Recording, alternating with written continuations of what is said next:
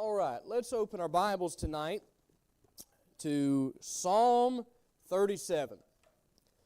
Did not intend on preaching this at all. I had full intention since Monday. I'd kind of started looking into what was ahead of us in 1 Thessalonians, and really that was my plan on what I thought we would do. That's kind of normal for Wednesday nights, and that's what seemed to be in the right direction. But today, God redirected that. We're not going to look at the whole psalm, not in verse by verse. Anyways, we'll be pulling from the whole psalm, but Psalm chapter 37 and verse number 1 mainly down through verse number 10 tonight. Psalm 37 verse number 1. Here's what your Bible says. Fret not thyself because of evildoers, neither be thou envious against the workers of iniquity. For they shall soon be cut down like the grass, and wither as the green herb. Trust in the Lord and do good. So shalt thou dwell in the land, and verily thou shalt be fed. Delight thyself also in the Lord, and He shall give thee the desires of thine heart.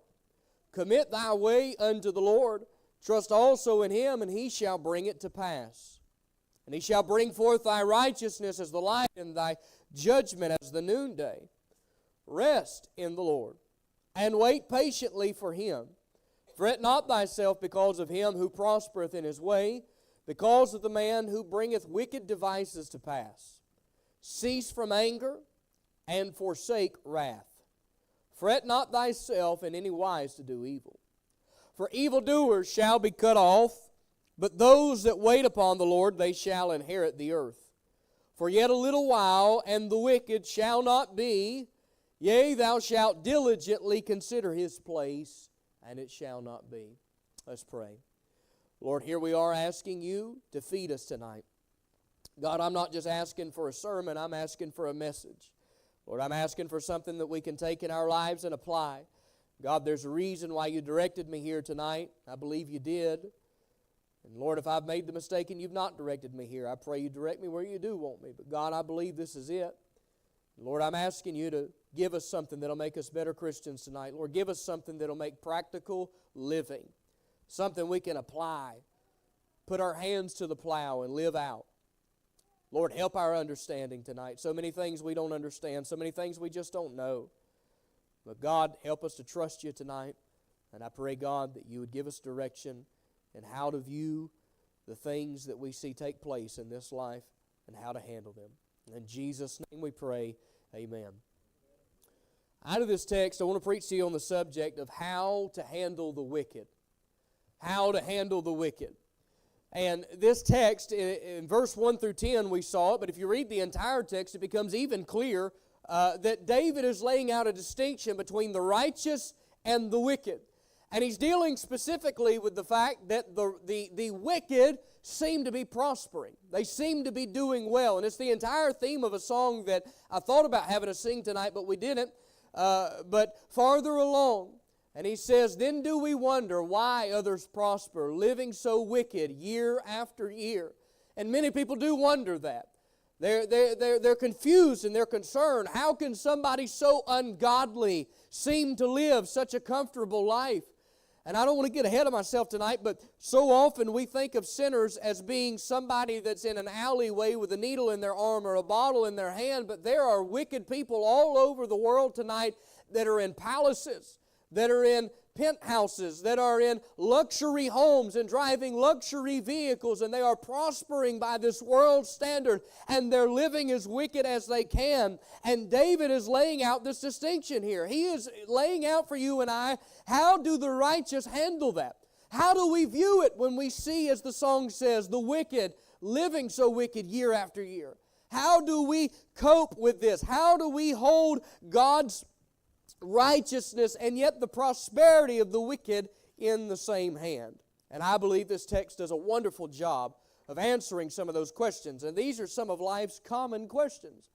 I mean, these are things that people ask. This is practical stuff that runs through your mind. You get saved, you start trying to live right, and what you find out is things get difficult, right?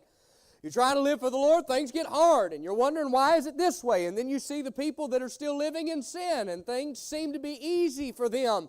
And the devil always dresses it up and makes it look better for them than what it actually is on top of that.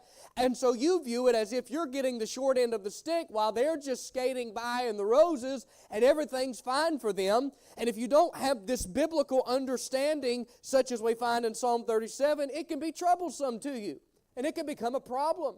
As a matter of fact, for some people, it becomes the subject of a bone that they have to pick with God. And they begin to get bitter with the Lord and aggravated for the Lord. Like, why is it that I'm trying to live for you and I got this problem and that problem and this problem, and yet they're over here and they seem to be doing so well and they don't care what you told them to do.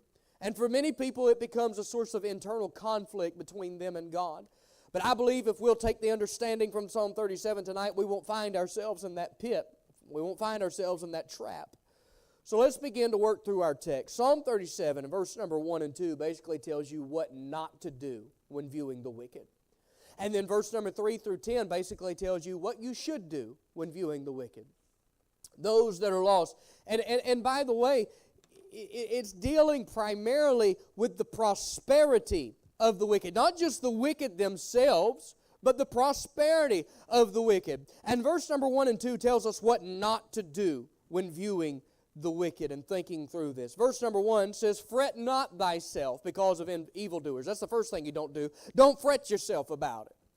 And then the second thing you don't do is, "Neither be thou envious against the workers of iniquity."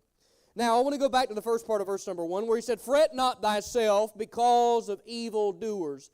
And when he's telling us not to fret because of evildoers, I believe God is speaking specifically of the prosperity of evildoers. And you say, well, where are you getting that from? It's not in verse number 1. It is in the rest of the context. Look at the last part of verse number 1. He says, "Neither be thou envious against the workers of iniquity." Why would you be envious against them? Because they're prospering and they're doing better than you, right? If they're doing worse than you, you're not going to be jealous of them. The Bible is painting the idea contextually that they're not only wicked, but they're wicked and it looks like they're winning. It looks like they're doing really well for themselves. If we were to go down to verse number 7, we would find in the last half of verse number 7, it says, "Rest in the Lord and wait patiently for Him. Fret not thyself because of him who prospereth in his way."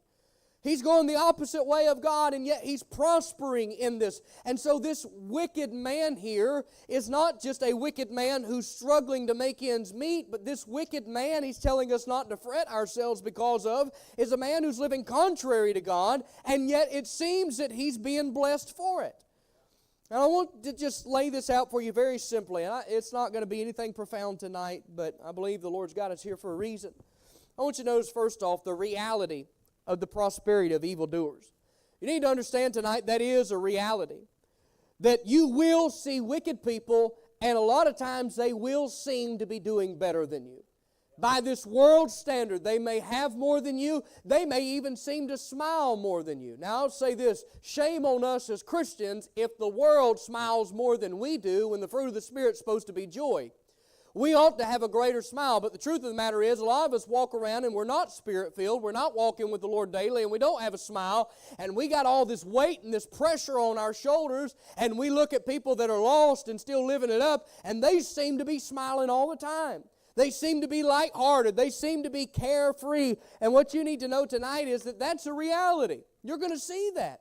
It's not a false statement. It's not something unimaginable. This does take place. Wicked people who prosper is a reality that you and I live in. And it's a reality that the Bible laid out in Psalm 37, but also look forward a few chapters, go to Psalm 73. It's a reality that is laid out here.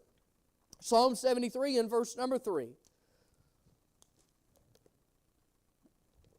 The Bible tells you and I very clearly there are going to be people like that. Psalm 73 verse 3 says, "For I was envious at the foolish when I saw the prosperity of the wicked." Asaph there said, "I was jealous when I saw the prosperity of the wicked." He said, verse 4, "There are no bands in their death, but their strength is firm. They're not in trouble as other men, neither are they plagued like other men. Therefore pride compasseth them about as a chain. Violence covereth them as a garment. Their eyes stand out with fatness. They have more than heart could wish. You see how Asaph is pining away in his jealousy, don't you? He is so bitter at the fact that they're doing well. He says, I could not even want as much in my heart as what they already have. He said, they got everything you could ask for. He says, they are doing so well. And he said, yet, verse number 8, they're corrupt. And they speak wickedly concerning oppression. They speak loftily. They set their mouth against the heaven, and their tongue walketh through the earth. Therefore his people return hither, and waters of a full cup are wrung out to them. And they say, how doth God know? And is there knowledge in the Most High? Behold, these are the ungodly who do what? Prosper. Now here's the key word. Where are they prospering at? They prosper in the world, right? And child of God, let me remind you tonight, the world is their home. It's not yours. You know where you get comfortable at? At home. You know where you're not supposed to be comfortable at? Places that aren't home. I don't want to be comfortable in a hospital. I hope I don't have to stay there very long. I do want to be comfortable in my house, though. And what you and I need to understand tonight is that it's not always going to be comfortable here because this is not our place. This is not our home. This is not where we're going to stay. But for them, this is all the heaven that they'll ever know. This is all the hell that the believer will ever see. But for the lost person, this is all the heaven that they'll ever see. This is good as it's going to get. But for you and I, this is as bad as it's going to get. And so we've got different homes. We've got different places that we belong to. And so yes, this is their home. They're going to be comfortable here. Verse 12, they're going to prosper in the world. He said they increase in riches. Look at what he says in verse 13. Verily I have cleansed my heart in vain and washed my hands in innocency. For all the day long have I been plagued and chastened every morning. Do you see how bitter Asaph is? He says, I've been trying to be right with God for nothing. If I could have had all the world's goods and lived the way that they're living, then what's the use in me even trying to be clean before God? I've been plagued being clean. And here he is envying. And that's exactly what the Lord doesn't want you to do. If you go back to Psalm 37 tonight and look at the first line of verse number 1, it's going to have a statement that contradicts Asaph's mentality. What did God say about those kind of people? He said, fret not thyself. You know what that means? Don't get worked up about it. Asaph is all kind of worked up about it. He's worried about it. He's looking at these wicked people. He's saying, well, how can they have this and how can they have that? And God looks at you and I tonight and He says, don't worry about what they got. Fret not thyself because of evildoers. Don't get too invested in what they got going on. This is their home. Let them do what they do. He says, this is not your home. This is not what you need to be focused on. Fret not thyself because of evildoers. Don't get worked about it. You know, don't be shocked and worked up when you see this. When you see the wicked prospering. I want you to remember tonight that the devil has power in this world, and he's got power to give his people things they desire. I want you to know that tonight. I want you to remember the devil's got power to do it because 2 Corinthians 4:4 said he's the God of this world. Ephesians 2:2 said that there is spiritual wickedness in what? High places. Places of authority, places of power here in this world. That's where we find Satan at. Ephesians 6:12, or I just gave you that one. John 12:31, that Satan is called the prince of this world. He's got authority here. And if he's got authority here, then that means he can use that authority to give his people things here, right? That's why the wickeder you see people get in Hollywood, the more money they make. Because he's got power to give them what they want. He's got power to provide the things that they desire. I want you to remember in Matthew chapter number 4, Satan tried to give Jesus the kingdoms of this world, didn't he? He offered it to him. And that's exactly what Satan is doing to the wicked. And so they're living luxurious lifestyles because the God of this world has given it to them. He's got the power to do that. Just because you see somebody doing well financially doesn't mean it came from the Lord. Satan's got the ability to do that as well. So when you see somebody driving a nicer car than yours, don't get too bent out of shape about it. You better be asking the question, I wonder where that came from. I'd rather have a beat-up car that God gave me than the nicest car in the world that Satan desired me to have. And he tells us here We don't need to be worked up about it. Fret not thyself. And then he goes on and says, not only fret not yourself, he says, Psalm 37, verse number 1, neither be thou envious against the workers of iniquity. Don't worry about it, and don't be jealous about it. Boy, we can sure do that. We can begin to look at other people having what we don't have, especially people who ain't living right. We say, why do they have this? And why do they have that? And why has God given them this? And why has God given them that? And he says, no, that's not to be your attitude. You're not to be envious of it. As a matter of fact, go back to, stay in chapter 37. Look at verse 16. I'm getting my references mixed up. Here's why you shouldn't get jealous, or one reason why you shouldn't be jealous anyways. Because even though they may have more in this worldly realm, you're still doing better than them. Psalm 37, 16, a little that a righteous man hath is better than the riches of many wicked. So I only got a little and they got a lot. He said, yeah, you're better off with that little if it came to you out of righteousness than them getting out of wickedness. Not only that, but we're not to be jealous of them because of their end. Verse number 1 told us to not be envious against the workers of iniquity. Verse number 2 told us why. For they shall soon be cut down like the grass and wither as the green herb. Let me ask you, is it worth what it costs them to have it? If it's going to lead to their cutting down and their withering away and they're being destroyed by the Lord, is it worth having the prosperity now? The answer is absolutely not. He says, so don't be jealous about it. They're going to pay for it. Don't be jealous about it. He said there's more to it than what meets the eye, and it's not going to be well for them in the end. Look at verse number 12 of Psalm 37. I'm sorry, not Psalm 37. This is messing me up because I meant Psalm 73.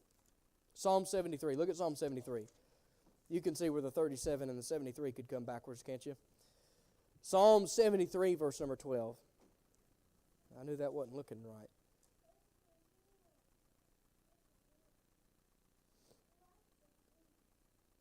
Psalm 73, 12, and it says, behold, these are the ungodly who prosper in the world. And look at about these ungodly. Verse number 17, look at what he says. You remember Asaph's been complaining in Psalm 73, right? He's upset. He said, why am I even trying to live for the Lord when they've got all of this? And then he comes down in verse number 17. He says, until I went into the sanctuary of God, then understood I their end. Asaph has been bitter, complaining, saying, God, why am I even trying to live for you? You remember what he said in verse 13, verily I've cleansed my heart in vain and washed my hands in innocency. He said, it's all for nothing. And Asaph said, I felt that way about it until I went to the sanctuary of God. He said, then I understood their end. He said, I found out what they got coming. And he goes on, he talks about it a little bit. Look at verse 18. Surely thou didst set them in slippery places. Thou castest them down into destruction. How are they brought into desolation as in a moment? They are utterly consumed with terrors. As a dream when one awaketh, so, O Lord, when thou awakest, thou shalt despise their image. Asaph said, you know, I had a real problem with wicked people doing better than me until I realized what it was going to cost them at the end. He said in verse number 20, he said, there's coming a day where God's going to despise their image. That God is going to have a serious problem with them. And Asaph says, you know what? I don't mind so much not being them now. Because now I understand what it is going to cost them. I want you to go back to Psalm 37 now. Like I said, this is simple tonight. But once again, there's a reason why we're here. Psalm 37.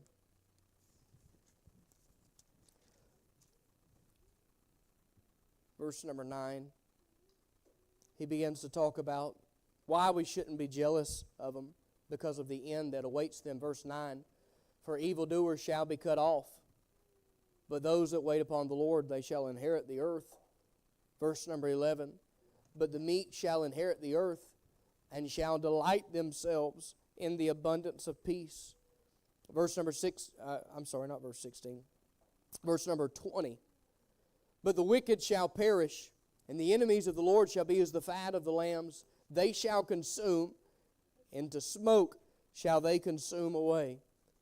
And then verse 28, For the Lord loveth judgment, forsaketh not his saints, they're preserved forever. And here's our verse, the last part of 28. But the seed of the wicked shall be cut off. He says, don't be jealous because it's not going to end well for them. So he says, don't be jealous because of their end. And then he spends the rest of the chapter saying, don't be jealous because of our end. Remember, if you die with nothing to your name, it's not over for you, it's just starting, okay? And you need to consider the end that God has for us. The end that the Lord has for us, is verse number 6, is God's going to remember our righteousness. Psalm 37:6, He shall bring forth thy righteousness as the light and thy judgment as the noonday. Remember what Asaph said in Psalm 73? He says, I'm trying to be righteous, and it's like God ain't even paid it no attention. I got plagues, I got problems, and everybody else is prospering. God says, no, I am going to bring forth your righteousness and your judgment. I am going to remember it, and it will be brought up. Verse number 11, God's going to present us with peace. But the meek shall inherit the earth and shall delight themselves in the abundance of peace. I want you to think about that. Can you imagine a day where you will delight yourself in not only peace, but the abundance of peace? An overwhelming supply of peace is the portion that has been allotted to you and I. Who cares if they've got a better car right now? You want to know why they bought that car, why they bought that house, and why they got these things? It's because they're pursuing peace. And guess what? They still don't have it. Because the Bible says there is no peace, saith my God, unto the wicked. There is no peace for them. But the Bible says our end will be an abundance of peace. Not only that, Psalm 37:18. We've got an eternal inheritance that God's promised us. The Lord knoweth the days of the upright, and their inheritance shall be forever. All that stuff they got, is it going to last forever? No, because verse 2 said they would be soon cut down and they'd wither as the green herb, right? He said, but guess what? He said, I got something waiting for you, and he says, it'll last forever. He told us in 1 Peter 1:4, we've got an inheritance, incorruptible, undefiled, that fadeth not away, and it's reserved in heaven for you. Verse number 19, He's going to satisfy us in times of suffering. He says, 19, they shall not be ashamed in the evil time, and in the days of famine they shall be satisfied. Think about that. God says, don't worry about what they got. He said, because when everybody else doesn't have anything and they're in a famine, He says, I'll make sure you're satisfied. What He's basically saying is there's coming a day where it's all going to invert. He said, they got everything right now. You feel like you got nothing. He says, there's coming a time where it's going to swap, and they won't have anything and you'll have everything. And this is the life that the Christian lives for. Not the life of what we have today, but the life of what we have tomorrow. And what waits for us there. We do not live for what we have here and the comforts and the pleasures and the things that we're able to lay our hands on here. But our eternal destination is one that is in another realm that cannot be seen. And it is one that we await for with hope and with patience, knowing that we will be satisfied there. We will have peace there. Verse number 23. Here's another reason why you ought not be jealous. Because God's going to establish your steps. This is helpful to me. Verse 23 says, the steps of a good man are ordered by the Lord, and he delighteth in his way. Though he fall, he shall not be utterly cast down, for the Lord upholdeth him with his hand. He said, the wicked, they're going to fall, and they're going to stay down. I'm going to cast them down. He said, but as for you, the steps of a good man, they're ordered by the Lord. That word ordered means established, strengthened, settled. It means that He will establish your steps, though your steps may seem much slower than theirs, and though your steps may seem much smaller than theirs, He's going to establish them, and they may be small and they may be slow, but they'll be steadfast. And if you should fall, verse 24 said, though he fall, he shall not be utterly cast down. He says, you might fall, but you won't stay down, for the Lord upholdeth him with His hand. They don't have that. When they fall, they don't have a God to pick them back up. That millionaire, that person with more money than you right now that you wish you had what they had, they could lose everything they have in the stock market today, and there's not a God to provide for them tomorrow because they don't know Him. You and I can lose everything we have today, and guess what? God's still going to make sure you got everything you need tomorrow. You won't stay down. They can. We've got a God that's going to establish our steps. We've got a God that's going to perpetually provide for us. Verse 25. He said, I've been young and now I'm old. He said, it's been a lot of years. I used to be young, now I'm old, and all these years in between. Yet have I not seen the righteous forsaken, nor his seed begging bread. He said, I have continually, every year of my life, watched God take care of the righteous. You may not have everything, he said, but you're not going to beg either.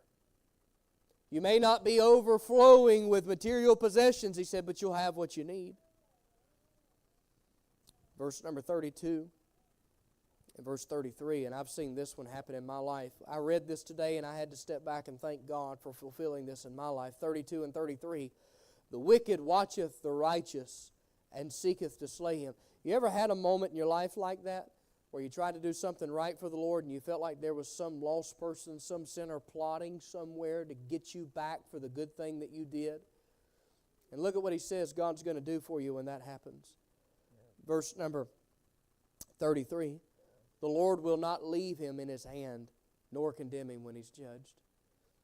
He says they can make their plans, they can make their plots to try to attack you. He says, but God's not going to deliver you into their hand.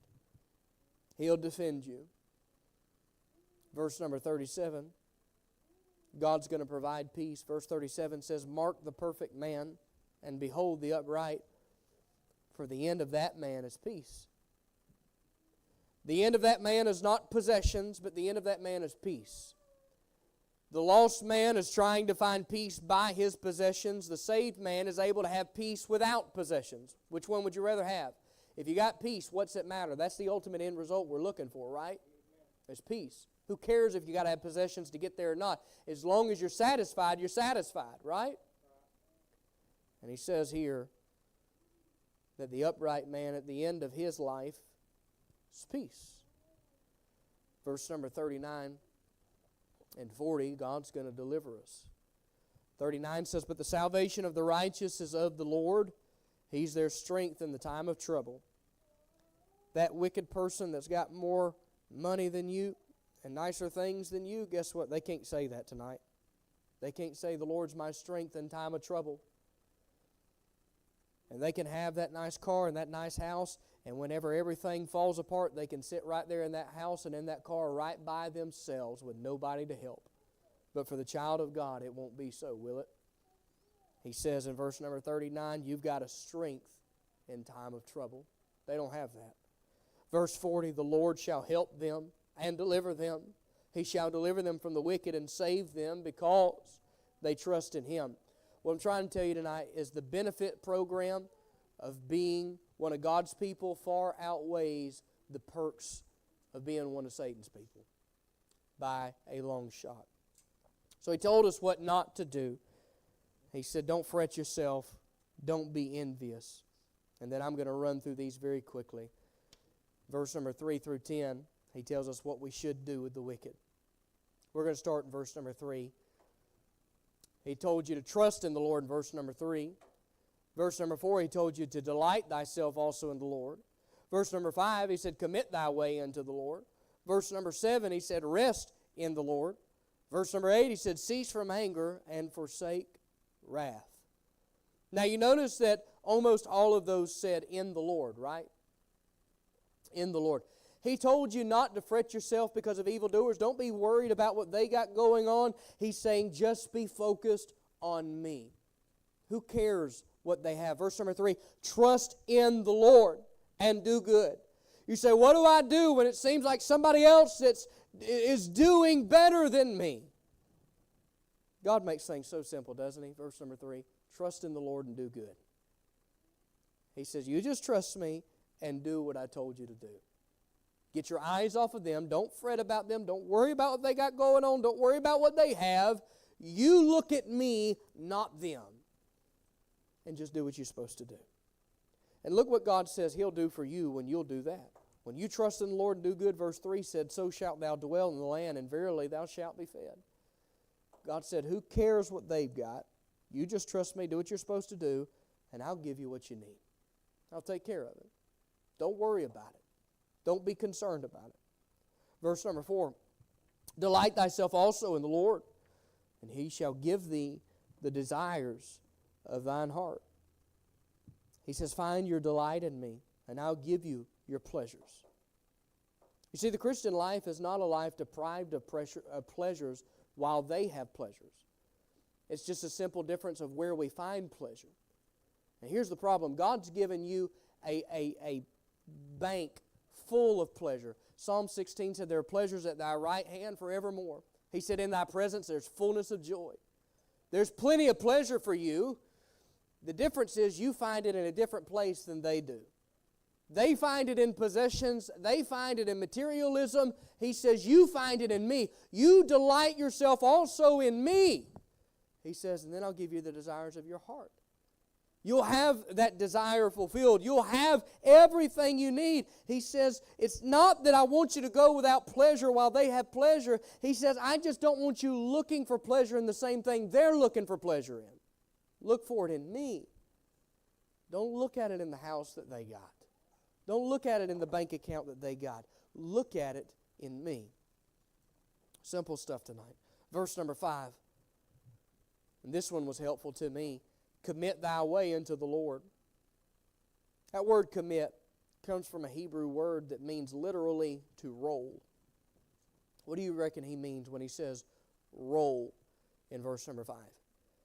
He's saying take whatever that inequality is, whatever that struggle is, whatever that hardship is, whatever that thing you think you're lacking, and he says, I want you to commit that unto the Lord. I want you to roll it off on Him. Just dump it on Him. Sounds kind of like a New Testament verse in 1 Peter. 1 Peter 5, casting all your care upon Him, for He careth for you. He says, commit your way unto me, and I'll take care of the problems that come with it. Verse number 7, rest in the Lord and wait patiently for Him. God will give you material things sometimes, and it may just be that God's going to give it to you. It just ain't time yet. He said, wait patiently for it. And while you're waiting, rest in the Lord. Fret not thyself because of him who prospereth in his way, because of the man who bringeth evil devices to pass. And then the last thing, and I should have included this in the first part of what not to do with the wicked. The last thing you most certainly don't want to do is verse number 8. You don't want to join them in sin to try to get what they got. Verse number 8. Cease from anger and forsake wrath. Fret not thyself in any wise to do evil. Don't go doing what they're doing to try to get what they've got. They're living in sin and it seems to be working out for them, but I promise you, the devil makes it look greener on the other side. It's not. How many of you, after being saved, you see somebody living in sin that you used to live in and you see them enjoying it, and the devil just kind of rubs your face in it for a minute and he says, man, you could be doing that still. And he makes it look good. We've all been there, right? He's lying. And what he's not showing you is the way that they're going to feel later. And what he's not showing you is the emptiness inside of them while they do it.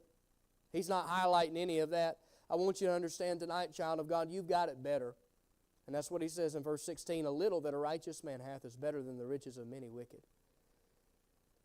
And the devil will do that. He'll try to make everything look glamorous and glorious for them and say, hey, you could still be having a good time. Remember the fun you had? And the Bible does say there's pleasure in sin for a season, but we all know all too well that season doesn't last very long, does it? And the repercussions are far longer. The hangovers longer than the drunken fun. There's always a price to pay for it. And what God has done in Psalm 37 is He's tried to remind you of the price that they're going to pay. He's tried to remind you it doesn't work well on that side. You've got it better where you're at.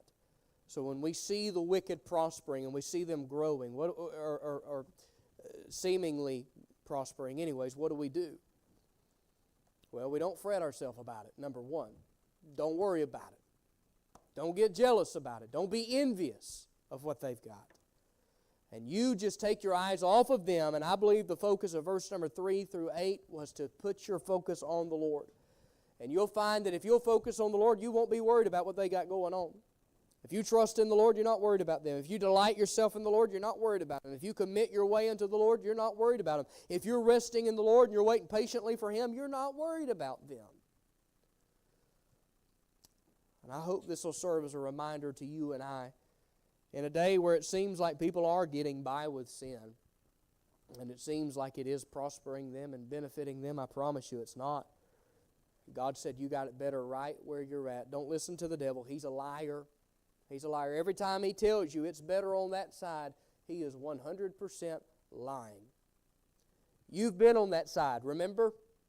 You've been there. It's not as great as what he makes it out to be. We all know from personal experience tonight. I'm glad we're on the winning side. Don't get jealous about those that are losing. All right? Let's leave it right there. I appreciate your time. Simple truth tonight, but needed truth, I believe.